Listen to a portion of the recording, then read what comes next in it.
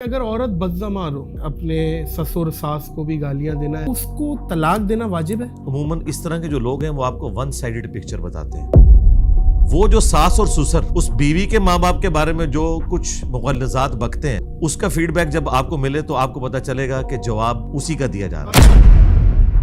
اچھا، دجال نکلے گا.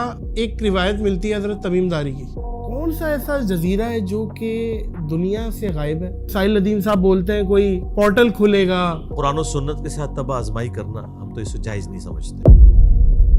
کیا علی بھائی میت کو پتا چلتا ہے کہ اس سے قبر میں ملنے کون آیا ہے؟ اگر کوئی کہتا ہے سنتے ہیں تو بھائی اگر اس نے میری ڈائریکٹ سنی ہے نا، پھر میرا بھی حق ہے کہ اس کی بھی قبر سے باہر نکلے. تو وہ کبھی نہیں نکلی بھی کسی نے سنی تو بھائی ہماری بھی ڈائریکٹ نہیں جاتی، اللہ تعالیٰ پہنچاتا ہے ان تک. بس یہ عقیدہ ہے. مرحوم والدین اگر خواب میں پریشان دکھیں بھائی والدہ میں، تو یہ خواب کے معاملات کتنے فیصد حقیقت ہوتے ہیں؟ اگر اس طرح کا خواب کوئی دیکھتا ہے، سب سے پہلے اپنے ماں باپ کے لیے مغفرت کی دعا کرے، اس کے بعد ان کی طرف سے صدقہ اور خیرات کرے. ایک مسلمان چرچ یا مندر جا سکتا ہے؟ غیر مسلموں کی عبادت گاہیں ہیں، وہاں پہ آپ جا سکتے ہیں. قیامت کی نشانیوں پہ میں کچھ سوالات کرنا چاہ رہا ہوں. ابھی تک کون کون سی نشانیاں ہیں جو پوری ہو چکی ہیں آپ کے علم میں؟ پاکستان میں تو ساری ہو چکی ہیں، یورپ امریکہ بہت خوشحال ہے. اور اگلی بات آپ کو بتاؤں بڑی خطرناک.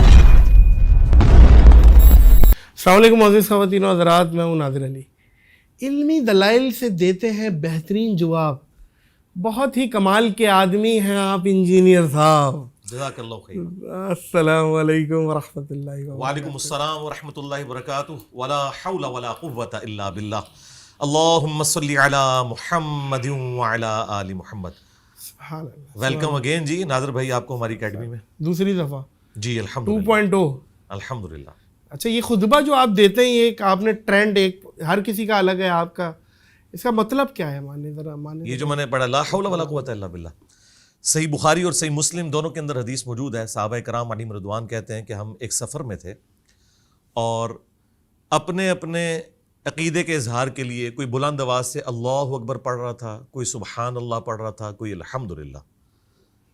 تو نبی علیہ السلام نے فرمایا کہ اتنی اونچی آواز میں نہ پڑھو، تم کسی بہرے اور غائب کو نہیں سنا رہے، سبحان اللہ. تم اس کا ذکر کر رہے ہو جو تمہاری سواری کی گردن سے بھی زیادہ تمہارے قریب ہے. اور پھر آپ علیہ السلام نے فرمایا کیا میں تمہیں جنت کے خزانوں میں سے ایک خزانہ نہ دوں جو میرے رب نے مجھے دیا ہے؟ وہ ہے لا حول ولا قوۃ الا باللہ. نہیں ہے طاقت نیکیاں کرنے کی اور نہ ہمت ہے گناہوں سے بچنے کی مگر اس کی توفیق سے. یعنی آپ سرنڈر کر دیتے ہیں کہ اے اللہ تیری توفیق ہے. یہ اس میں اعظم ہے لا حول ولا قوۃ الا باللہ. اس میں اللہ کا ذکر بھی ہے، اللہ کے سامنے عاجزی کا اظہار بھی ہے، اللہ کی تعریف بھی ہے.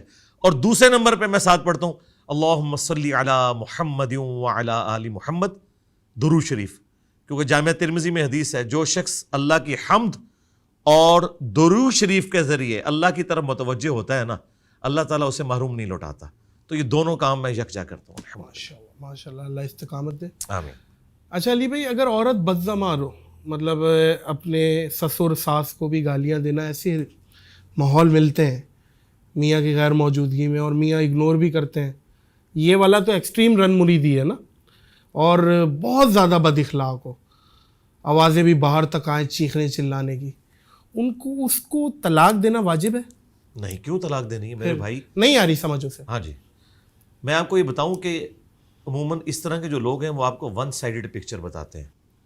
وہ جو ساس اور سسر اس بیوی کے ماں باپ کے بارے میں جو کچھ مغلظات بکتے ہیں، اس کا فیڈ بیک جب آپ کو ملے تو آپ کو پتا چلے گا کہ جواب اسی کا دیا جا رہا ہے. اور اگر وہ صحیح ہے ساس اور سسر ایسی سچویشن میں کہ جہاں پہ اللہ ون کرے سائیڈڈ ایسی بات ہو، ایسی بھی ہے، کیونکہ دونوں طرف ہے علی بھائی، دونوں طرف ہے. لیکن میں اس بات کو کلیئر کروں، بہت پڑھے لکھے بھی، جی میں آپ کو بتاتا ہوں، پڑھے لکھے بھی طوفان بدتمیزی جو ڈگری سمجھ کے وہ ان پڑھ جاہل بولتے ہیں کہ تمہیں کیا پتا جو ہمیں پتا ہے ہم نے. جی میں آپ کو پہلے بتاؤں، میں چونکہ اس معاشرے کا حصہ ہوں، میرے پاس فیڈ بیک آتی ہے اس حوالے سے. 80% سے زیادہ کیسز وہی ہیں جو میں آپ کو بتا رہا ہوں. یہ ابتدا جو ہے نا اس ساس اور سسر کی طرف سے ہوتی ہے کہ وہ لوگ اس کو زبانی کلامی تو بیٹی کہتے ہیں لیکن بیٹیوں والا درجہ نہیں دیتے. ٹھیک ہے، یہ تو ایک پوائنٹ آ گیا. جی نہیں، میں یہ پوری بات مکمل کروں گا، یہ پوری ڈاکٹرن ہے. جی. دوسری بات، وہی ساس اور سسر جب ان کی اپنی جوان بیٹی 10-11 بجے سو کے اٹھتی ہے نا تو وہ اپنے محلے کی عورتوں کو نہیں بتاتے کہ 10 بجے تک سوئی رہتی ہے, لیکن اپنی بہو کی یہ برائی ساری عورتوں کے ساتھ وہ کرتے ہیں. Double standard. Double standard. چونکہ انہوں نے بیٹی مانا نہیں ہے, ایک کمپٹیٹر مانا ہے, تو بھائی تیار رہے پھر کمپٹیشن کے لیے, کیونکہ قرآن میں ہے کہ برائی کا بدلہ اتنے ہی لیول کی برائی ہے. ہاں اگر تم معاف کر دو تو تمہارا اجر تمہارے رب کے حضور پکا ہو جائے گا, سورہ شورہ میں آیا. اچھا یہ میں پہلو میں اس ترتیب کور کروں گا. اب میرا سوال میں ادھر آ رہا ہوں نا سرکار, چونکہ آپ نے سوال کیا نا تو میں تو ایک طرف کا وکیل تو نہیں بنوں گا, میں نے تو دونوں طرف کی بات کرنی ہے. اچھا برائی کا بدلہ اس کے لیول کی برائی ہے, معاف کر دیں گے تو اللہ تعالیٰ اجر دے گا. اب یہ جو آپ کیس بتا رہے ہیں ایکسٹرا آرڈنری قسم کا, کہ جہاں پر ساس سسر تو بڑا اچھا رویہ رکھے ہوئے ہیں لیکن کمزور ہیں بیچارے. جی اس بیوی کو کسی پاگل کتے نے کاٹ لیا ہے کہ بغیر کسی وجہ کے وہ گالیاں نکال رہی ہے. اول تو میری اپنی زندگی میں اس طرح کی کوئی ایگزامپل رپورٹ نہیں ہوئی. علی بھائی میں آگے بتاتا ہوں, اور سرکار مجھے جواب دو. آپ کا میں نے سوال سمجھ لیا. میرا سوال تھا ہی بیسیکلی اسی پہ. یہ والا تو ایک پوائنٹ ہم نے بچپن سے سنا ہے. نا وہ بھی نہیں سنا. والدین والا, اور بچپن سے ہم نے یہ سنا ہے کہ ماں باپ کہیں تو بیوی کو طلاق دے دو. بچپن سے آپ لوگوں نے یہ غلط بات سنی ہوئی ہے جس کا دین سے کوئی تعلق نہیں ہے. اس وقت صرف ایک بندہ ہے جس نے تھوڑی بہت آواز بلند کی, وہ مولانا طارق جمیل صاحب ہے حافظہ اللہ تعالی. لیکن انہوں نے بھی علمی دلائل کے ساتھ بات نہیں رکھی, اپنا پوائنٹ آف ویو رکھا ہے. لیکن میں قرآن و سنت کی روشنی میں یہ ساری چیزیں ڈیفینڈ کرنے کے لیے تیار ہوں کہ یہ جو آپ کو دین بتایا گیا نا, جس میں آپ کو ماں باپ ایک منی گاڈ بنا کے پیش کیے گئے ہیں اور بیوی کو ایک ولن بنا کے پیش کیا گیا, حالانکہ اسلام میں ساس سسر کا رشتہ ایگزسٹ ہی نہیں کرتا. کوئی ایک آیت, کوئی ایک حدیث بتائیں جس میں ساس سسر کے حوالے سے کوئی چیز موجود ہو. ہمیشہ ماں باپ کا ہے. اب اگلی بات, آپ نے اپنی بیوی سے اپنے ماں باپ کی اتنی ہی خدمت کروانی ہے جتنی خدمت آپ کی بیوی اپنے ماں باپ کی آپ سے کرواتی ہے. بس اسلام میں یہ تھا کہ میاں بیوی بچے یہ ریلیشن شپ ہے. جیسے ہی شادی ہوتی تھی اللہ کے خیمہ لگ جاتا تھا, وہ اپنی فیملی کو لے کے الگ ہو جاتا تھا. وہ جو خاوند ہے وہ آ کے ماں باپ کی خدمت کرے گا, یہ اس کے اوپر فرض ہے, اس کی بیوی کے اوپر فرض نہیں. وہ علیحدہ سے رہیں. اس کا سلوشن میں آپ کو بتا رہا ہوں, گالی گلوچ کا طلاق نہیں حل. طلاق یہ ہے کہ اپنی بیوی کو لو, سائڈ پہ ہو جاؤ, اپنے ماں باپ کی خدمت تم کرو اور اپنے گھر کو بساؤ. ہاں یہ بالکل صحیح ہے یہ بات. اور اگلی بات آپ کو بتاؤں بڑی خطرناک, لیکن وہ ایک دل میں تو بات آئے گی علی بھائی کہ میرے ماں جی میں بتاتا ہوں آپ کو, میں تو ایٹ لیسٹ گالیاں نہیں دیتا, میں تو برا بھلا نہیں کہتا, اور وہ میرے ماں باپ کے ساتھ اس طریقے کا رویہ رکھتی ہے. دل میں تو آتا ہے, کچھ لوگوں کے نہیں آتا. ہاں جی, بات یہ ہے کہ اگر وہ کر رہی ہے نا, یہ ایک وجہ نہیں جس کے اوپر طلاق دے دی جائے. مجھے بتائیے کیا کسی بیوی نے آج تک خامن سے کھلا لیا اس بات کے اوپر کہ تو میرے ماں باپ کو گالیاں نکالتا ہے, مجھے جہیز نہ ملنے کے اوپر تانے دیتا ہے. وہ جاتی بھی ہے نا اپنے ماں باپ کے پاس تو اسے تسلی دی جاتی ہے کہ بیٹا صبر کرو. یہ صبر سارا عورتوں کے لیے ہے, مرد نے کوئی صبر نہیں کرنا. اچھا اور اگلی بات سنیں, وہ بیویاں جو پوری زندگی ساس سسر کی خدمت کرتی ہیں نا, ہمیشہ گالیاں کھاتی ہیں الا ماشاء اللہ. اور وہ بیویاں جو اپنے خاوندوں کو لے کر سائیڈ پہ ہو جاتی ہیں, وہ ساس سسر بھی خوش رہتے ہیں ان سے, کیونکہ ان کے ساتھ انٹریکشن نہیں ہوتا, ان کی کوئی چیز سٹیک پہ نہیں لگی ہوتی. یہ پریکٹیکل ریالٹی ہے. یہ جو آپ کیس بتا رہے ہیں نا, یہ کوئی ایک ایکسٹرا آرڈنری کیس ہے. ایک مسلمان چرچ یا مندر جا سکتا ہے اگرچہ اس کا کوئی دوست ہو, اور وہ دعوت دے کہ آپ ایک دفعہ آؤ اور دیکھنے کی نیت سے کہ بھئی کیا ہو رہا ہے, کیا کرتے ہیں, ان کی ٹریڈیشن کیا ہے. اس میں تو کوئی حرج نہیں ہے. میری اس کے اوپر ویڈیو بھی ریکارڈ ہے. جب مفتی طارق مسعود صاحب مندر گئے تھے, لوگوں نے اعتراض کیا تھا, تو میری ویڈیو اس کے اوپر آئی تھی کہ مندر میں جو ایکٹیویٹیز ہو رہی ہیں نا, اس کے اوپر آپ کو ریزرویشن کر سکتے ہیں کہ آپ نے اس کا حصہ نہیں بننا. باقی اگر آپ عبرت حاصل کرنے کے لیے, تو قرآن میں جگہ جگہ آیا سیرو فی الارض, پھر ساتھ یہ بھی آیا کہ تم زمین میں گھوم پھر کے دیکھو, سیرو فی الارض, کہ کتنے ہی جو قلعے تھے وہ ویران ہو چکے ہیں, کتنے ہی کنویں تھے جو اس وقت خشک ہو چکے ہیں. اس سے تم نے عبرت حاصل کرنی ہے. اسی طریقے سے جو غیر مسلموں کی عبادت گاہیں ہیں, وہاں پہ آپ جا سکتے ہیں عبادت کرنے کے لیے نہیں ان کے طریقے پہ, بلکہ وہاں پہ آپ نالج کے طور پہ. اس میں کوئی حرج نہیں ہے. آپ دیکھیں آیا صوفیہ کھولا ہے نا ٹرکی والوں نے, جی ترکیے والوں نے, تو وہاں پہ جمعے کی نماز ہوتی ہے نا, جیزس کرائسٹ کی جو سامنے تصویر ہے نا, اس کے آگے وہ پردہ لٹکاتے ہیں. جی جی جی ہاں. جی میں اور نماز پڑھتے ہیں. بالکل ٹھیک ہے, نماز پڑھ لی, اس کے بعد پردہ انہوں نے ہٹا دیا. ہاں نماز اس حالت میں نہیں ہوگی کہ سامنے آپ کی تصویر ہو, کیونکہ ظاہر ہے وہ تعظیم کی نیت سے تصویر بنی ہوئی ہے. تو وہ انہوں نے اس کو مینیج کیا. اس طرح کے کوئی معاملات ہوں نا وہ آپ ٹیلر میڈ کر سکتے ہیں. اور میں مسلمانوں سے بھی یہ کہوں گا اسپیشلی اس حوالے سے کہ تھوڑے آپ اتنے زیادہ کنزرویٹو نہ بن جائیں. دیکھیں جرمنی میں, یورپ میں, امریکہ میں جب کووڈ کے دن تھے اور سوشل ڈسٹینسنگ کی وجہ سے مسلمانوں کے پریئر ہال چھوٹے تھے, تو انہوں نے گرجوں کے دروازے کھولے, کئی لوگوں نے وضو خانے بنوائے, وہاں پہ ٹوائلٹس بنوائے, ملینز آف ڈالر لگائے کہ مسلمان جمعے کی نماز ادا کرے. آپ میں بھی یہ حوصلہ ہونا چاہیے کہ اگر کوئی کرسچنز یا جوز میں سے مسجد میں آنا چاہتا ہے تو آپ اسے اجازت دیں, کوئی مسئلہ نہیں. اچھا, اللہ تعالیٰ کے لیے لفظ تو کہنا, اچھا ہمارے معاشرے میں علی بھائی کسی کو تو تڑاک کریں, وہ تو تڑاک کر رہا ہے, تمیز نہیں ہے. اور خالق کو آپ, یہ ایک عام جو انسان ہے اس کے پیچھے کیا حکمت ہے کہ لفظ تو بولا جاتا ہے, اور اس میں کیا ہے؟ ہاں جی, اس میں حکمت یہ ہے کہ ہمارا سب سے بڑا مسئلہ اللہ اور اس کے رسول عز و جل و صلی اللہ علیہ وآلہ وسلم کے حوالے سے یہ ہے کہ ہم اس معاشرے میں پیدا ہوئے ہیں جہاں ہمیں عربی کا تعارف ہی نہیں ہے. اللہ کا شکر ہے کہ عربی اور انگریزی میں تو اور آپ کا فرق ہی کوئی نہیں ہے. اچھا, الحمدللہ, ٹھیک ہے. لہٰذا یہ ہے ہی سارا ڈرامہ بازی, آپ اور تم, یہ ڈرامہ ہے. ٹھیک ہے, اللہ تعالیٰ نے جو اپنے لیے زبان چوز کی ہے نا, اس میں آپ اور تم کا فرق ہی نہیں. تم بھی تم ہوتا ہے, آپ کے لیے بھی تم ہی ہوگا. ٹھیک ہے, مانے جی, مانے اس کے وہی رہیں گے. لیکن آپ ذرا ایک سرکار اردو نا, جی جی, ہم اردو اسلام کی نہیں بات کر رہے, ہم اسلام کی بات کر رہے ہیں. یہ مولانا مودودی رحمۃ اللہ علیہ نے بڑی پیاری بات کی تھی کہ سب کانٹیننٹ انڈیا, پاکستان, بنگلہ دیش کے مسلمانوں نے اسلام نہیں قبول کیا, اسلام نے انہیں قبول کر لیا ہوا ہے. انہوں نے نہیں اسلام قبول کیا, اسلام نے انہیں قبول کر لیا کہ ٹھیک ہے تم بھی بھیڑ بکری ہو, آ جاؤ, تمہیں ایکسیپٹنس دے دوں گا. انہوں نے ابھی تک اسلام نہیں قبول کیا کہ اسلام کے اندر یہ چیزیں تھیں. تو یہاں آ جائیں, تو اور تم میں اور آپ میں کوئی مسئلہ نہیں ہے, آپ یہ استعمال کر سکتے ہیں. اور یاد رکھیے گا, تو شمع رسالت ہے. اعلیٰ حضرت نے کئی نعتوں میں تو اور تڑا, جو یہ تو تڑا ہی کہتے ہیں نا, استعمال کیا, کوئی فرق نہیں پڑتا بھائی. اللہ کے لیے استعمال کریں, پیغمبر کے لیے استعمال کریں. یہ مقصد آپ نے مطلب بتا دیا نا, اس کا معنی بتا دیا. اچھا, لیکن وہ مطلب عربی میں ہے, اردو میں یہ بدتمیزی ہے. ہاں, لیکن اردو کے اسلام کا, اس اسلام سے کوئی تعلق نہیں جو مکہ مدینے سے نکلا تھا. یہ ان کا اسلام ہے, سیدھی سی بات. اردو کی کیا ہسٹری ہے بائی دی وے, کب سے؟ یہ تو دیکھیں, فارسی, عربی مین, یہ دو زبانیں ہیں جن سے یہ ایوالو ہوئی ہے.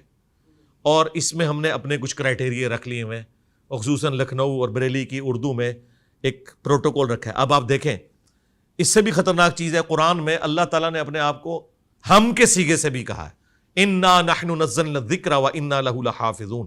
بے شک ہم ہی نے نازل کیا اس الذکر یا دہانی والی کتاب کو, اور ہم ہی اس کی حفاظت کرنے والے ہیں. حالانکہ اللہ تو سنگولر ہے, لیکن یہاں اللہ نے عربی میں ہم کا سیغہ اپنے لیے شہنشائیت کے لیے استعمال کیا. اچھا, کراچی کے لوگ بھی, لکھنؤ کے لوگ بھی کہتے ہیں ہم گئے تھے, ہم نے پان لیا, حالانکہ وہ جانے والا اکیلا ہوتا ہے. ہاں, ہم کا لفظ استعمال ہوتا ہے نا. اچھا, میں یہاں پہ یہ بھی آپ کو بتا دوں, اللہ فرماتے ہیں یا اللہ فرماتا ہے, عربی میں دونوں ایک ہی ہے. صحیح, ٹھیک ہے. لہٰذا آپ فرماتا ہے کہ اللہ سے ہماری بھائی فرینکنس کا رشتہ ہے. اللہ تعالیٰ فرماتا ہے کہ مت کہو تم اپنے آپ کو کہ تم بہت پرہیزگار ہو, وہ تو تمہیں اس وقت سے جانتا ہے جب تم ماں کے پیٹ میں ایک جنین تھے. ٹھیک ہے, اپنے آپ کو پاکیزہ نہ کہا کرو. اللہ سے میرا فرینکنس کا رشتہ ہے. الذین یذکرون اللہ قیاما وقعودا وعلی جنوبہم, اٹھتے بیٹھتے کروٹوں پر لیٹے اللہ کو ہر حال میں ہم یاد کرتے ہیں. اللہ سے تو ہمارے جسم کا بھی پردہ نہیں ہے. قرآن میں آیا کہ جب تم اپنے لحاف میں اپنے آپ کو چھپائے رکھتے ہو نا, اللہ تعالیٰ اس وقت بھی تمہیں دیکھ رہا ہوتا ہے. اللہ سے تمہارا کوئی پردہ نہیں. لہٰذا اللہ سے فرینکنس کا رشتہ ہے, اور وہ فرینکنس کا رشتہ آپ سے ڈیولپ نہیں ہوتا, تم سے ہوتا ہے. کیا بات. ہاں بالکل. اچھا علی بھائی, میرا فیوریٹ ٹاپکوں میں سے ہے, قیامت کی نشانیوں پہ میں کچھ سوالات کرنا چاہ رہا ہوں. ابھی تک کون کون سی نشانیاں ہیں جو پوری ہو چکی ہیں آپ کے علم میں؟ میں اس کا جواب آپ کے سٹائل میں دیتا ہوں. پاکستان میں تو ساری ہو چکی ہیں, یورپ امریکہ بہت خوشحال ہے. ٹھیک ہے, یہ تو ہو گیا ایک لائٹر موڈ میں. قیامت کی جو سب سے بڑی نشانی پوری ہوئی ہے نا, وہ نبی الاسلام کا دنیا میں آنا ہے. صحیح مسلم میں حدیث ہے, میں اور قیامت اس طرح ساتھ بھیجے گئے ہیں جس طرح یہ دو انگلیاں. اوکے, کیونکہ نبی الاسلام آخر الزمان ہے, خاتم النبیین ہے, آپ کے بعد اب کوئی پیغمبر نہیں آئے گا. سبحان اللہ. آپ دیکھیں ہزاروں لاکھوں سال کی ہسٹری میں آخری شخصیت ہے جن سے اللہ تعالیٰ نے کلام کیا ہے. تو اس کا مطلب ہے یہ کائنات اب کنکلوڈ ہو رہی ہے. اب یہ کنکلوڈ, بھئی لاکھوں سال کی کائنات کو کنکلوڈ ہونے میں بھی ہزاروں سال چاہیے نا. تو سب سے بڑی نشانی نبی الاسلام کی دنیا میں تشریف آوری.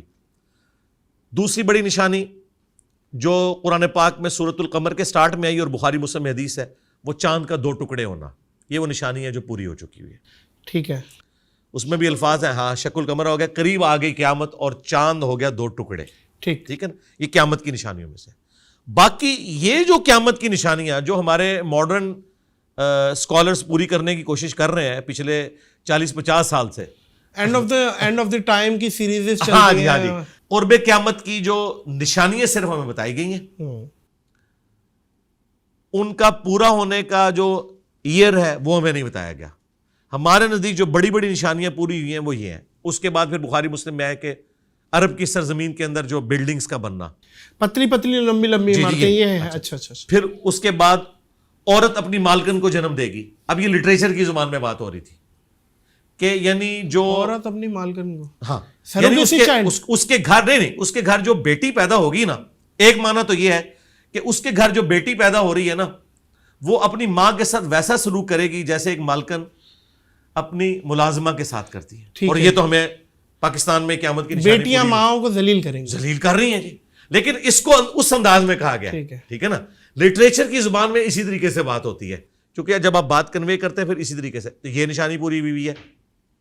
باقی تو جو یہ نشانیاں جنگوں کے اعتبار سے ہیں, اس میں قیامت کی نشانیاں تو نہیں, لیکن نبی علیہ السلام نے اپنی وفات کے بعد جن جنگوں کی پریڈکشن کی تھی, چاہے وہ تاتاریوں کے ساتھ ہماری جنگیں ہوں, رومن اور پرشین امپائر, لیکن ان میں قیامت کی نشانی کا ذکر نہیں ہے. آپ نے بتایا تھا کہ میرے بعد ایسا ہوگا.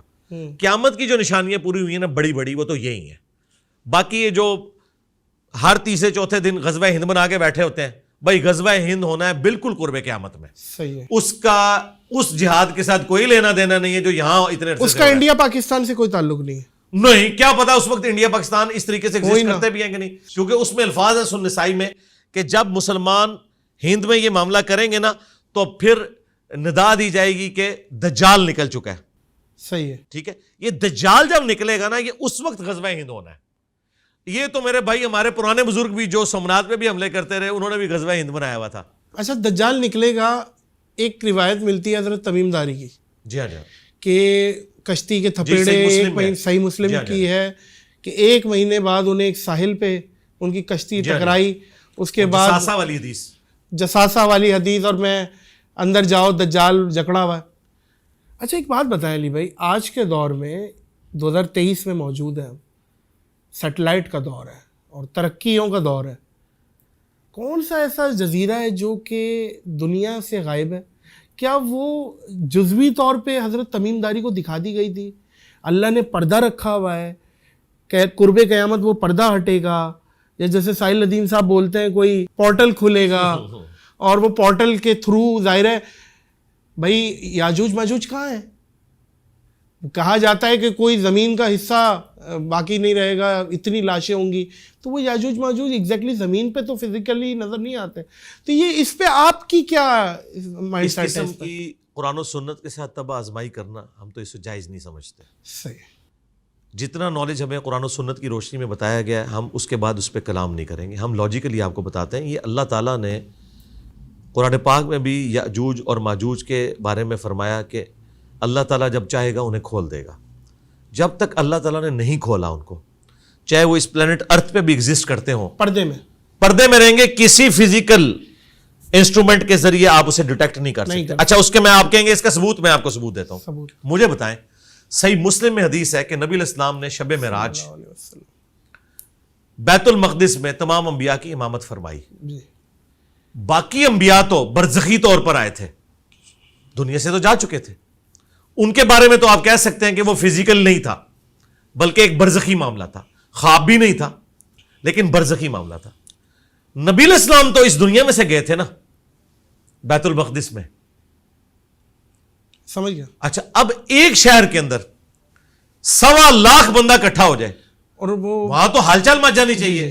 یروشلم میں تو چند سینکڑوں کی آبادی تھی, صحیح 1.25 لاکھ بندہ کہاں تھا؟ اس مسجد میں 1.25 لاکھ بندہ آ سکتا تھا؟ مجھے بتائیں, آج بھی نہیں آتا. ہاں یہ موڈ ہے, برزخی موڈ ہے. اچھا ٹھیک ہے, اب یہ اللہ تعالیٰ کے پردے ہیں, خدا کے لیے انہیں فزیکل ان پردوں سے نہ کریں. اگر وہ اس طرح کی چیزیں کسی کو دکھائی گئی ہیں نا, جس طرح کہ صحیح مسلم میں آتا ہے کہ ایک صحابی کہتے ہیں کہ میں سورۃ الکہف کی تلاوت کر رہا تھا تو ایک صاحبان بالکل میرے قریب آیا, میرا گھوڑا بھی بدک گیا. نبی علیہ السلام کو جب بتایا تو کہا کہ فرشتے تھے. ٹھیک ہے, اب اس وقت ان کو ایک دفعہ ایکسپیرینس ہوا, ورنہ ہر بندہ تو اس طرح فرشتے نہیں دیکھتا, ایسے تو نہیں ہو سکتا.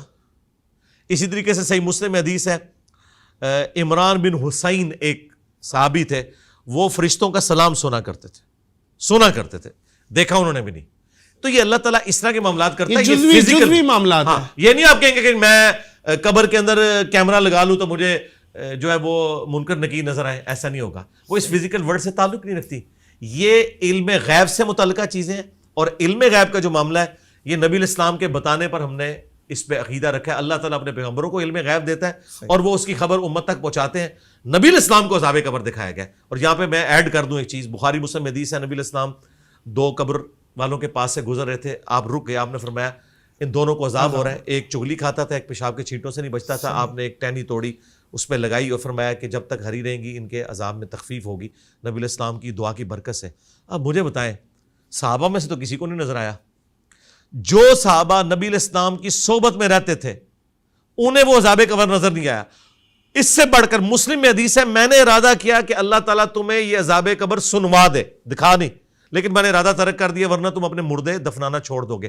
یار اگر ابو بکر, عمر, عثمان و علی کو عذاب قبر حضور کے ساتھ رہتے ہوئے نظر نہ آئے, علم غیب کا تعلق صرف پیغمبر تک ہے. بے شک بے شک. اچھا یہ بتائیے گا کہ جب دجال آ گیا, یاجوج ماجوج آ گئے, ساری چیزیں, اس زمانے میں ٹیکنالوجی اٹھ چکی ہے, ٹیکنالوجی کسی بھی طریقے سے ختم ہوئی ہے, تباہ ہوئی ہے. جو اٹامک بمز ہیں, گنز ہیں, جو بھی عام سب ختم ہو گیا. واپس ہم تلواروں پہ آ جائیں گے, یہ روایتیں ملتی ہیں کہ واپس تلواروں. دیکھیں احادیث کے الفاظ سے یوں لگتا ہے کہ جیسے ان کے ٹیکنالوجی ختم ہو جائے گی, جو ہے وہ آپ 7 سال تک مسلمان جلائیں گے. مے بی ایسا ہو, مے ناٹ بی. اگرچہ 2 ملک ایٹم بم مار دیں دنیا میں, ٹیکنالوجی ختم. دیکھیں نہیں اتنی جلدی سیٹلائٹ ختم, یہ ختم. سرکار یہ باتیں وہ لوگ کرتے ہیں جنہیں سائنس کا علم نہیں ہے. جی جی آپ ٹھیک ہے نا, اس طرح نہیں ہوتا کہ ایٹم بم سے دنیا ختم ہو جائے گی. اس کے لیے بہت زیادہ اٹامک بم چاہیے, چند ایٹم بم سے دنیا نہیں ختم ہوگی. اچھا. اور جو لوگ کہتے ہیں ٹیکنالوجی ختم ہو جائے گی, یہ ان کی کیا اثر آئی ہے, may be may not be. اس کی وجہ یہ کہ آپ دیکھیں ہمارے پاس تو اس کے اپوزٹ دلائل بھی موجود ہیں. مثلاً صحیح مسلم میں حدیث ہے, نبی علیہ السلام نے فرمایا کہ قرب قیامت میں جب دجال آئے گا نا تو پہلا دن 1 سال کا ہوگا, دوسرا 1 مہینے کا, تیسرا 1 ہفتے کا, اور چوتھا نارمل, اور پھر نارمل دن شروع ہو جائیں گے. صحابہ کرام نے کہا جب 1 سال کا 1 دن ہوگا تو ہم نمازوں کا کیا کریں گے؟ آپ نے فرمایا تم اندازہ مقرر کر لینا. اب مجھے بتائیں گھڑی بننے سے پہلے کیا کوئی 1 سال کی نمازوں کا اندازہ مقرر کر سکتا تھا؟ لیکن آج گھڑی کی برکت سے ہم 24 گھنٹے کا دن رات کرتے ہیں, سورج افق کے الانگ یوں چلتا ہے, آپ عشاء کی نماز پڑھ رہے ہوتے ہیں. ٹھیک ہے, تو بات یہ ہے کہ اس طرح کے ورڈکٹس دینا کہ یہ ہو جائے گا وہ ہو جائے گا, بھائی جب تک ہوتا نہیں ہے ہم کوئی رائے نہیں قائم کر سکتے. اور میں آپ کو ایک اور بات بتاؤں, جو صحیح مسلم میں قتل دجال والی حدیث ہے, اس میں الفاظ ہیں کہ حضرت عیسیٰ ابن مریم کے سانس سے وہ پگھلے گا, اور عیسیٰ ابن مریم مقام لد پہ اسے قتل کریں گے.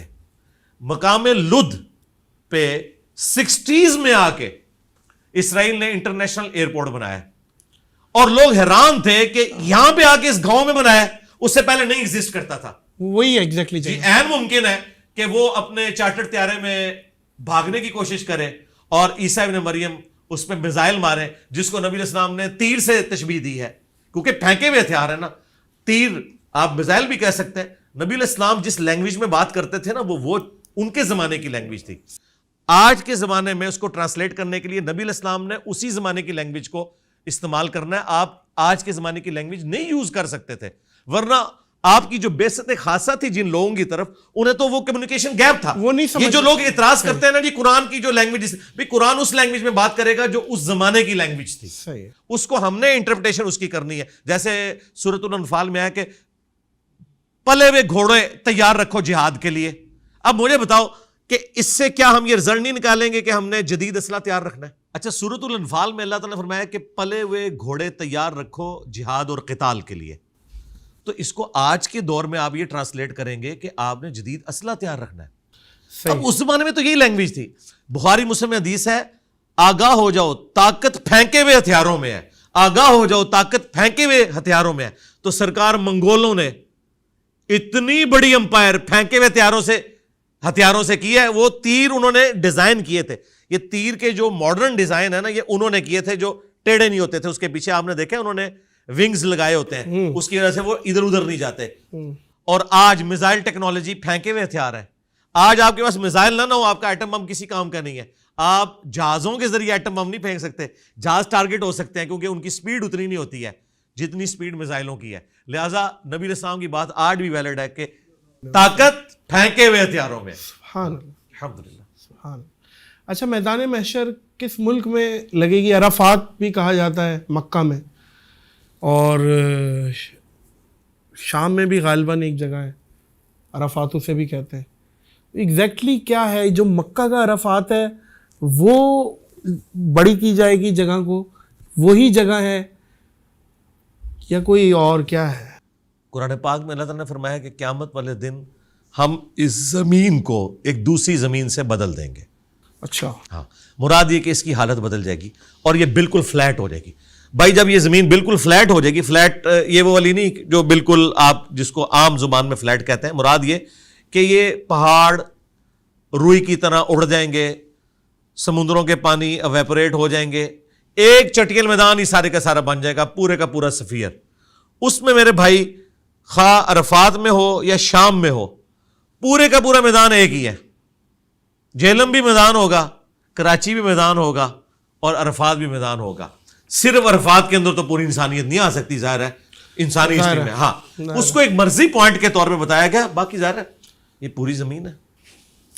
اچھا علی بھائی، حضرت عیسیٰ علیہ نبی کو زندہ اٹھانے کے پیچھے حکمت جو سمجھ میں آتی ہے آپ کے نزدیک، آپ کو کیا لگتی ہے؟ زندہ اٹھایا گیا، اب دیکھیں حضرت عیسیٰ اب بھی آئیں گے اور دجال جیسی پاور جس سے کوئی مقابلہ نہیں کر سکتا وہ پگھلے گا، اور حضرت عیسیٰ اتنے پاورفل ہیں. تو اس وقت بھی جو ان کے خلاف تھے تو پاور تو ہو سکتی تھی، بہت ساری چیزیں ہیں، لیکن ول آف گاڈ ہے، ظاہر ہے اس پہ بات اس پہ تو ہم کر نہیں سکتے. لیکن جو حکمت ہمیں سمجھ میں آتی ہے اٹھانے کی، اور حضرت عیسیٰ ایگزیکٹلی ہیں کہاں پہ، یہ بتاتے ہیں. 2 پوائنٹ. پہلی بات تو یہ ہے کہ عیسیٰ ابن مریم کا اٹھایا جانا اس سے زیادہ حیران کن چیز ان کی معجزانہ پیدائش ہے. صحیح ہے، بالکل ٹھیک ہے. نبی علیہ السلام بھی آسمانوں سے سیر کر کے آئے ہیں، بالکل ٹھیک ہے، ٹھیک ہے، بغیر باپ. ہاں، عیسیٰ ابن مریم تو گئے ہیں اور ابھی تک وہ 5ویں آسمان کے اوپر ہیں. نبی علیہ السلام تو سارے آسمانوں سے ہو کے، جنت سے ہو کے زمین پہ واپس بھی آ گئے، اور آپ صلی اللہ علیہ وآلہ وسلم نے اپنی دعوت حق کو آگے پھیلایا. اب عیسیٰ ابن مریم کا میرے بھائی بغیر باپ کے پیدا ہونا یہ زیادہ کریٹیکل میٹر ہے. اسی کی وجہ سے یہودی ان کو آؤٹ آف ویڈلاک کہتے ہیں، اور کیا کچھ گالیاں عیسیٰ ابن مریم کو دی گئیں اس وجہ سے، جبکہ قرآن کہہ رہا ہے کہ ہم نے مریم اور ان کی اولاد کو جہان والوں کے لیے نشانی بنایا. لہذا یہ کلیئر کریں کہ ان کا آسمانوں پہ اٹھایا جانا یہ کم حیران کن بات ہے، زیادہ حیران کن بات بغیر باپ کے ان کا پیدا ہونا ہے. اب آ جائیں اس کی حکمت کیا ہے. ایک تو ول آف گاڈ ہے کہ اللہ تعالیٰ نے اس وقت اپنی اس سنت کو ایگزیکیوٹ نہیں کیا جو اللہ تعالیٰ کی سنت ہے کہ رسولوں کے مقابلے پہ جب کوئی آتا ہے تو اللہ تعالیٰ اسے تباہ و برباد کرتا ہے. قوم شعیب کو عذاب دیا گیا، قوم ہود کو، قوم صالح کو یہاں نہیں دیا گیا، یہاں عیسیٰ ابن مریم کو اٹھا لیا گیا. صحیح ہے، شاید قیامت میں لانا ہے، قیامت میں لانا ہے. اور انہی یہودیوں کی اولاد جنہوں نے اپنی روش ابھی تک نہیں چھوڑی، ان سے آ کے بدلہ لینا ہے. اور اس وقت تو ان کے جرائم جو ہیں وہ اپنی ایپکس کو پہنچے ہوئے ہوں گے. صحیح ہے. اور وہ یہودی بھی اس مسیح کے انتظار میں ہیں.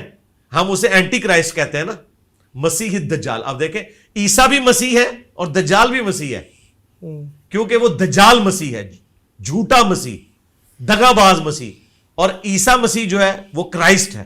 عیسیٰ مسیح کا مطلب، عیسیٰ مسیح کا حضرت عیسیٰ ابن مریم کے لیے ہم استعمال کرتے ہیں نا مسایا.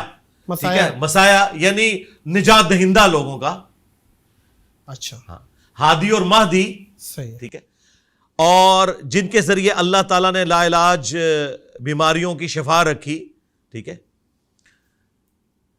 اب عیسیٰ ابن مریم علیہ السلام وہ سچے مسیح ہیں اور دجال جھوٹا مسیح ہے. یہودیوں کو یہ پتا تھا, کبھی کوئی پیغمبر اس حالت میں دنیا سے نہیں گیا کہ وہ آنے والے پیغمبر کی خبر نہ دے. ہمارے نبی الاسلام کی خبر عیسیٰ ابن مریم نے دی تھی. عیسیٰ ابن مریم کی خبر بھی اگلے انبیاء نے دی تھی کہ ایک مسیح آئے گا. ان کی کتابوں میں لکھا تھا, لیکن وہ مسیح آیا, ان کے اوپر انہوں نے الزامات لگائے, اللہ تعالیٰ نے انہیں اٹھا لیا. اب جب دجال آئے گا نا, یہ اس کو مان لیں گے کہ یہ وہ مسیح جو ہماری کتابوں میں ہے. وہ اس دجال کو مسیح سمجھ لیں گے, حالانکہ وہ اینٹی کرائسٹ ہوگا. اور پھر عیسیٰ ابن مریم اسے قتل کریں گے. یہ مسلمانوں کا اور کرسچنز کا اجماعی عقیدہ ہے. اور ایگزیکٹلی ہیں کہاں وہ؟ کون؟ حضرت عیسیٰ 5ویں آسمان کے اوپر. بخاری مسلم میں ہے کہ آپ کی ملاقات ہوئی ہے 5ویں آسمان. جی 5ویں آسمان کے اوپر. اور ابن ماجہ میں حدیث ہے, عیسیٰ ابن مریم سے نبی الاسلام کی گفتگو ہوئی ہے اور انہوں نے کہا کہ جب دجال آئے گا اللہ تعالیٰ مجھے دنیا میں واپس بھیجے گا.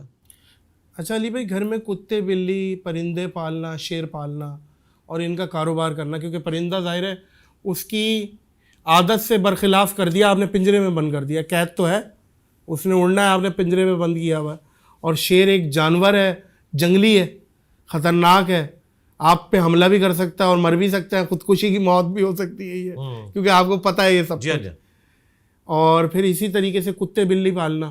بلیوں کا اکثر لوگ بہت, ہر تیسرا چوتھا گھر مجھے لگتا ہے کہ بلی ایٹ لیسٹ پرشین کیٹ پالی ہوئی ہوتی ہے.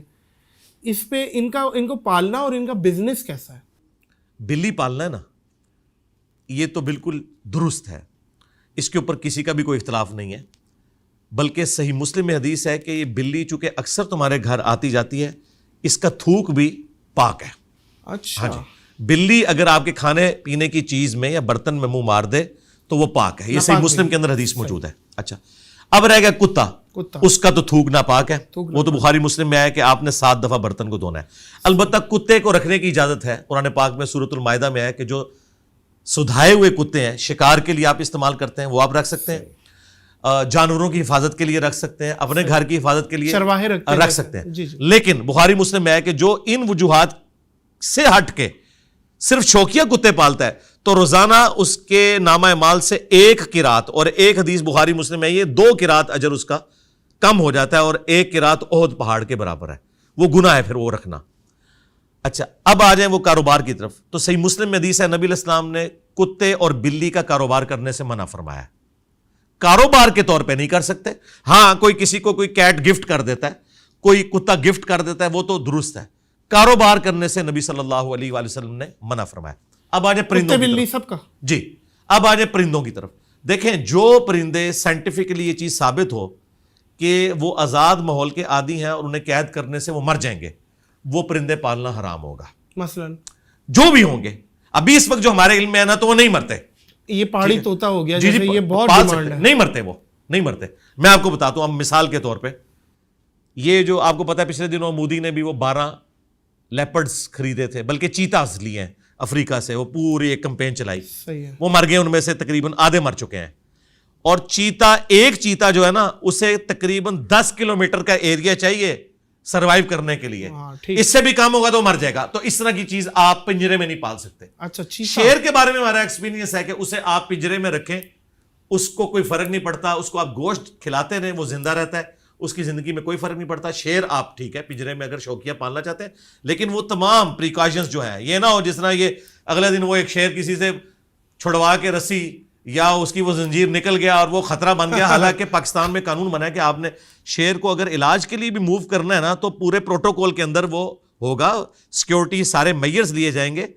تو وہ جانور جو قید کرنے سے مر سکتے ہیں اور وہ آزاد ہی رہنا چاہتے ہیں, باقی تو آپ ہر جانور کو کہیں. اب میں آپ کو بتاؤں, گائے جو ہے جو آپ پالتے ہیں یہ بھی آزاد پھرتی ہیں, مرغے بھی ہیں جنگلوں کے اندر رہ رہے ہیں, تو آپ ان کو حرام کہتے ہیں کہ نہیں.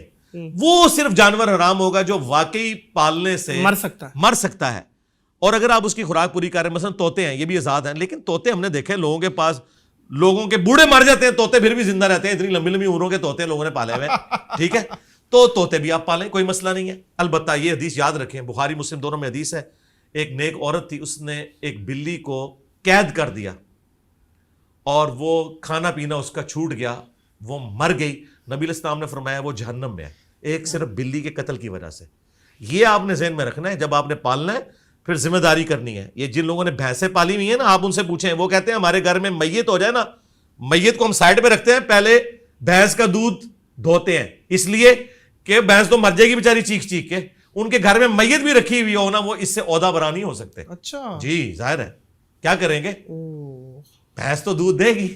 اچھا علی بھائی, مرحوم والدین اگر خواب میں اچھی حالت میں نہ آئیں, مطلب پریشان, بھائی خواب میں پریشان دکھیں بھائی والدہ میں, مطلب عذاب ہو رہا ہے, کوئی بخشواؤ بھائی, کوئی ہے ایسا معاملہ, تو یہ خواب کے معاملات کتنی فیصد حقیقت ہوتے ہیں کہ اب ہر کسی کے خواب میں آ رہے ہیں؟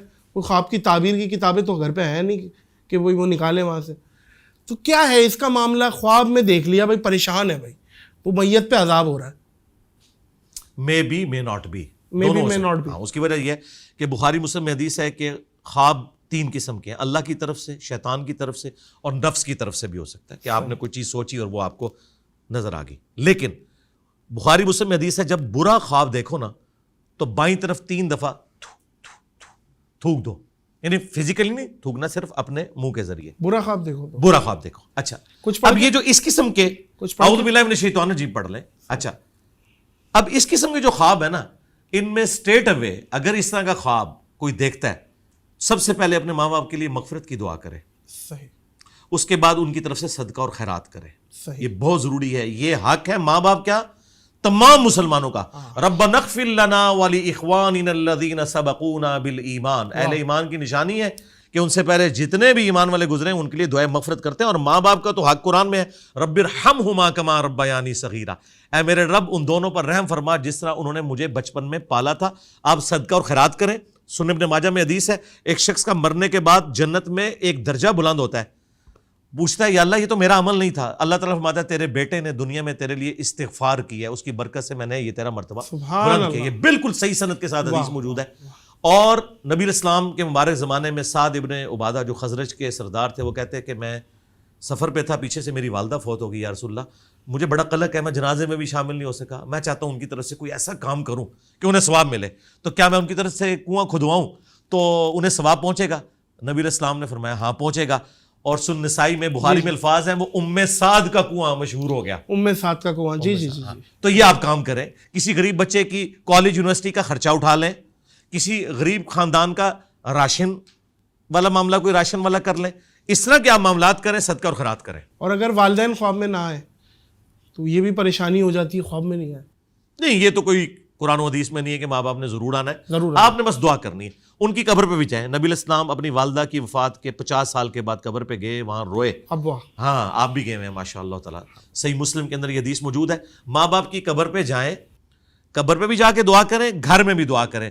اچھا یہ دعا صرف ماں باپ جو مرے ہوئے ہیں ان کے لیے نہیں کرنی, زندہ ماں باپ کے لیے بھی کرنی ہے. صحیح, لوگ کہتے ہیں مرنے کے بعد کریں گے, بھائی زندگی میں بھی ان کو ضرورت ہے. صحیح, صحیح. اچھی اولاد تو صدقہ جاریہ ہے. جی ہاں جی. کیا علی بھائی میت کو پتہ چلتا ہے کہ اس سے قبر میں ملنے کون آیا ہے؟ مطلب میت کو دفن ہوئے ہوئے سالوں ہو گئے اور کوئی چچا آتے ہیں ان کی قبر پہ آئے ہیں, تو پتہ چلتا ہے میت کو کہ کون ہے؟ اس طرح کی کوئی بات نہیں ہے, ہمیں صرف یہ حکم دیا گیا کہ آپ نے قبرستان جا کے کہنا ہے. صحیح مسلم میں حدیث ہے, السلام علیکم اہل الدیار من المؤمنین والمسلمین وَإِنَّا إِن شَاءَ اللَّهُ بِكُمْ لَلَاحِقُونَ نَسْأَلُ اللَّهَ لَنَا وَلَكُمُ الْعَافِيَةَ. یہ آپ نے دعا کرنی ہے. ہمارا سلام ان مردوں تک پہنچتا ہے, لیکن یہ کہنا کہ وہ سنتے ہیں اور وہ جواب دیتے ہیں, ڈائریکٹلی ہماری بات سنتے ہیں, کوئی بات ہاں اگر کوئی کہتا ہے سنتے ہیں تو بھائی اگر اس نے میری ڈائریکٹ سنی ہے نا, پھر میرا بھی حق ہے کہ اس کی بھی قبر سے باہر نکلے, تو وہ کبھی نہیں نکلی بھی کسی نے سنی. تو بھائی ہماری بھی ڈائریکٹ نہیں جاتی, اللہ تعالیٰ پہنچاتا ہے ان تک, بس یہ عقیدہ ہے.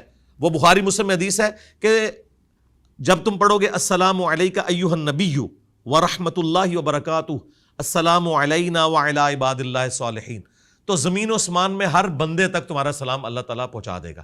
یہ اللہ تعالیٰ پہنچاتا ہے, یہ برزخی موڈ ہے, اس کا اس فزیکل ورلڈ سے کوئی تعلق نہیں ہے. اچھا اسی میں کتے یا بلی روتے ہیں تو ایک یہ بھی کلچر ہے کہ بھئی کوئی مرنے والا ہے, کوئی منوسیت ہونے والی ہے, گدھا بول رہا ہے, تو اس پہ کیا ہے, اس پہ کیا کرنا ہے شرعی معاملات میں؟ گدھے کے بارے میں تو الگ سے حدیث موجود ہے. ہاں جی, وہ تو حدیث موجود ہے کہ آپ نے اعوذ باللہ من الشیطان الرجیم پڑھنا ہے, لا حول ولا قوت الا باللہ پڑھنا ہے.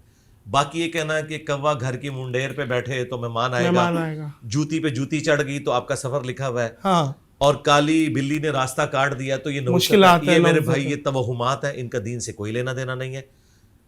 یا تو کوئی چیز ہاتھ میں خارش ہو رہی ہے پیسہ آئے گا, جی, یا تو وہ چیز قرآن و سنت سے ثابت ہونی چاہیے یا سائنٹیفک فیکٹس کے ذریعے ثابت ہونی چاہیے. صحیح, کئی چیزیں سائنٹیفک فیکٹ سے بھی ثابت ہیں. مثال کے طور پر یہ بندر ہے, ان کی کمیونٹی میں ہلچل مچنی شروع ہو جاتی ہے جب زلزلہ آنے والا ہوتا ہے. اچھا, یہ ان کو علم غیب نہیں ہوتا, بلکہ یہ ہے کہ یہ جو زمین کی وائبریشن ہے نا, ان کا سینسٹیوٹی کا لیول زیادہ ہے. آپ کو پتا ہے ہاتھی زمین پر پاؤں مار کے نا 40 کلومیٹر دور تک کمیونیکیشن کرتا ہے. ہماری تو یہ چیزیں نہیں ہیں. عقاب 2 کلومیٹر اوپر سے نیچے دیکھ لیتا ہے, ہم نہیں دیکھ سکتے. اور اس سے اگلی بات, چڑیا اڑ سکتی ہے, ہم نہیں اڑ سکتے. حالانکہ عام مسلمان ایک چڑیا سے افضل ہے, تو افضلیت ختم نہیں ہوگی, اللہ نے اس کی وہ ڈومین رکھی ہے. اچھا, شوہر اپنی بیوی کو میکے جانے سے روک سکتا ہے کہ وہ اس کی نہیں بنتی, نہ سالوں سے بنتی ہے نہ ساس سے بنتی ہے, پسند نہیں ہے, شوہر نے حکم دے دیا بھائی تم نہیں جا سکتی, اب کیا معاملہ ہے, بیوی چلی جائے؟ اس کا ون لائنر ہے. اگر بیوی یہ کہے کہ میرا خاوند جب اپنے ماں باپ سے مل کے آتا ہے تو میرے ساتھ برا سلوک کرتا ہے, لہٰذا میں اپنے خاوند کو اجازت نہیں دوں گی کہ وہ اپنے ماں باپ کو ملے, تو کیا کوئی خاوند مانے گا اس بات کو؟ ہاں بھائی, پکا آ گیا نا. تو بھائی ماں باپ کو ملنے سے نہیں روک سکتے. جس طرح ایک خاوند یہ سمجھتا ہے نا کہ میرے ماں باپ کا میرے اوپر حق ہے, اسی طریقے سے اس بیوی کے ماں باپ کا بھی اس کے اوپر حق ہے. آپ کسی بھی عورت کو اس کے ماں باپ کو ملنے سے نہیں روک سکتے بھائی, ناٹ ایٹ آل. یہ اس کا شرعی حق ہے. بے شک ایسے. اور اگر آپ کو شوق تھا نا تو جب بیاہ کہ اس کو لائے تھے نا, اس سے پہلے ہی ان کو بتا دینا تھا کہ میں لے کے جا رہا ہوں, آندہ اس گھر کا منہ بھی نہیں دیکھے گی, تو انشاءاللہ تعالیٰ آپ کا رشتہ بھی نہ ہوتا.